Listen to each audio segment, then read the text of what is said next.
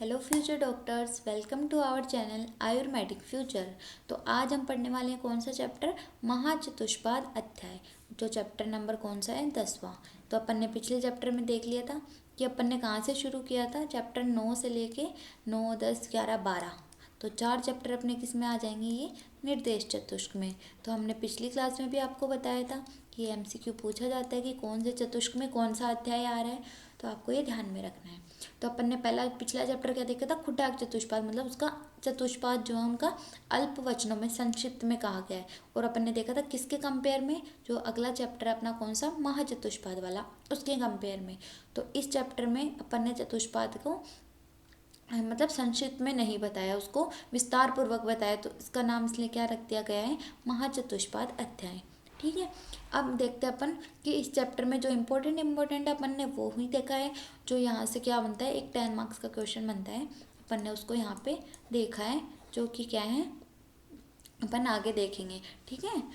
तो अपन देखते हैं, हम यहाँ से शुरू करते हैं अपने चैप्टर को कि षोडश कला से युक्त चतुष्पाद को क्या कहते हैं, भेषज कहते हैं। षोडश कला कौन सी हो गई, जो अपन ने देखे थे, भीषक मतलब वैद्य, द्रव्य, उपास्तता और अपना जो क्या था, रोगी। इन सब के क्या थे, चार चार गुण थे। ठीक है। तो ये क्या हो गए, जो षोडश कला है, इसी से युक्त चतुष्पाद को अपन ने क्या बोला है, भेषज बोला है। तो इन सब को मिला के अपन ने क्या बोला है, भेषज। ठीक है।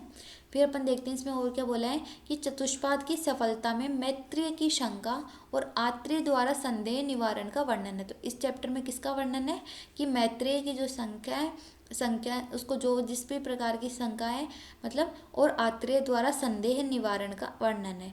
मतलब मैत्रेय को तो किसी चीज़ में शंका है और आत्रेय उसका क्या करने हैं, निवारण कर रहे हैं। ठीक है।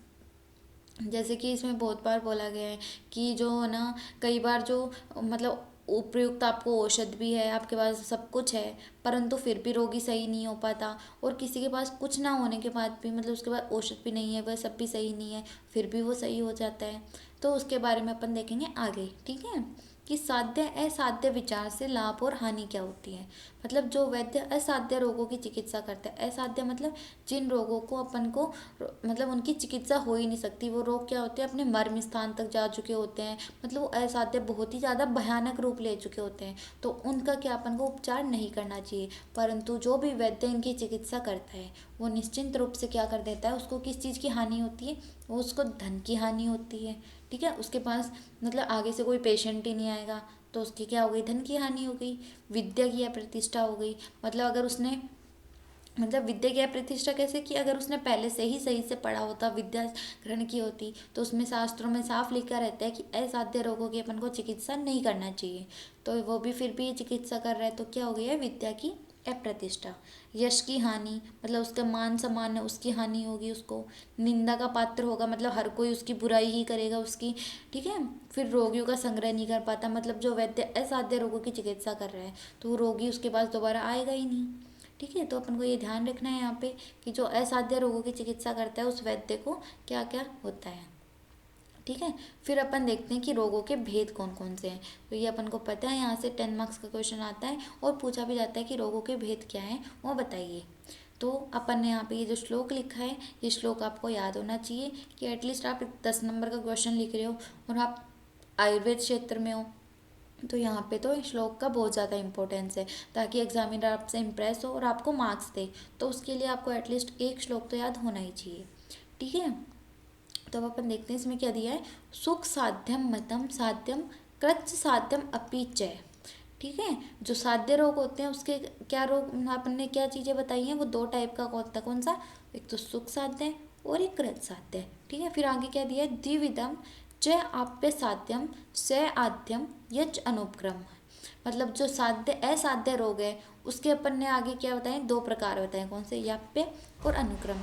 साध्य के तो 2 हैं, सुख साध्य, कृत साध्य, और असाध्य के कौन से हैं, याप्य और अनुक्रम। ठीक है। फिर आगे क्या दिया है, साध्य नाम त्रिविध अल्प मध्यम उत्कृष्ट प्रति। ठीक है। फिर वापिस से पुनः जो साध्य रोग होता है उसके कितने भेद और बताए हैं, अल्प उपाय साध्य, मध्यम उपाय साध्य और उत्कृष्ट उपाय साध्य। ठीक है। इसको आप इस तरह भी लिख सकते हो, और अगर आप इसको एक साथ लिखना चाहो तो वैसे भी लिख सकते हो। हमने तो आपको समझाने के लिए इनको अलग अलग लिखा है कि हर एक वर्ड का, हर एक मीनिंग का मतलब क्या है। ठीक है। फिर विकल्पों ने तो साध्य नाम, नियंता नाम, विकल्पना, मतलब जो रोग निश्चित रूप से असाध्य होते हैं उनका आगे कोई भेद नहीं किया गया है। अगर आपको क्वेश्चन आता है कि रोगों के भेद बताइए, तो आपको ये श्लोक लिखना पड़ेगा और ये बताना पड़ेगा। ठीक है। फिर आगे अपन देखते हैं क्या है। इतना अगर आप लिखोगे, और उसके बाद ये जो टेबल है, ये बहुत इंपॉर्टेंट टेबल है जो आपको बनानी पड़ेगी। ठीक है। इसमें वही चीज़ है जो आपने हिंदी में लिखी है, वो यहाँ पे टेबल के रूप में दे रखी है कि अपन को कोई व्याधि हुई। ठीक है। वो किस टाइप की हो गई, तो साध्य हो सकती है और वो असाध्य भी हो सकती है। अगर वो साध्य है तो वो कैसी होगी, सुख साध्य होगी और कृत साध्य होगी। अब सुख साध्य और कृत साध्य को भी आगे किस में बांटा है, अल्प चिकित्सा साध्य, मध्यम चिकित्सा साध्य और उत्कृष्ट चिकित्सा साध्य। ठीक है। फिर जो रोग असाध्य होंगे वो क्या होंगे, याप्य और अनुपक्रम।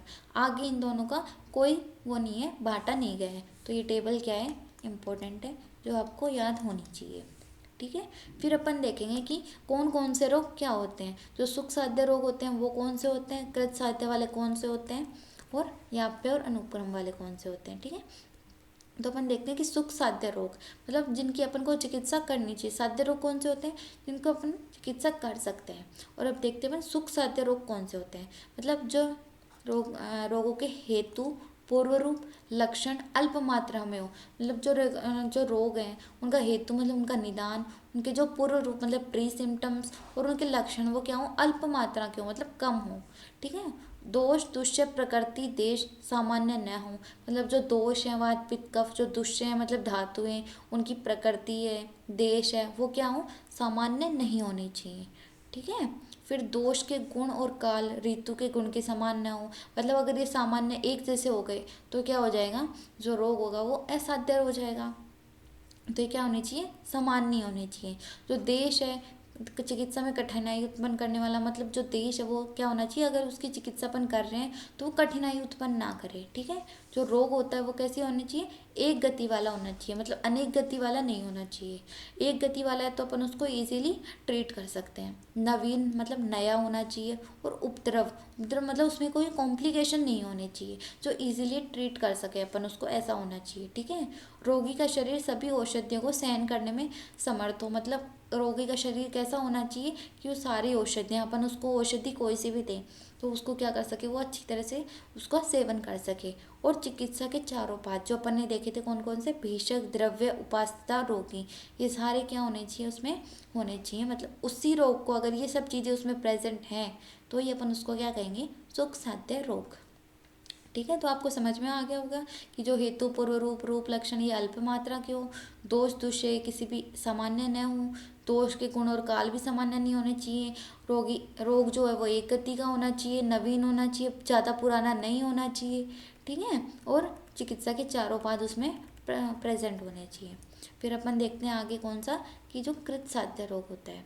कृत साध्य रोग में क्या क्या होता है, जो हेतु, पूर्व रूप, रूप, और ये क्या होने चाहिए, मध्यम बल वाले।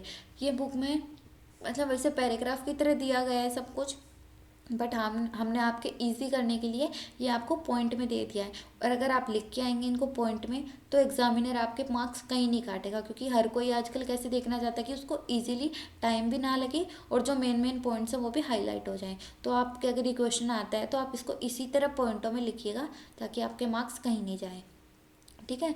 जो एक तो पूर्व रूप, रूप क्या होने चाहिए, मध्यम बल के होने चाहिए, समय, प्रकृति, दुष्य, किसी एक की समानता रोग उत्पादक दोष से हो। मतलब किसी एक की समानता होनी चाहिए, किससे, रोग उत्पादक दोष से।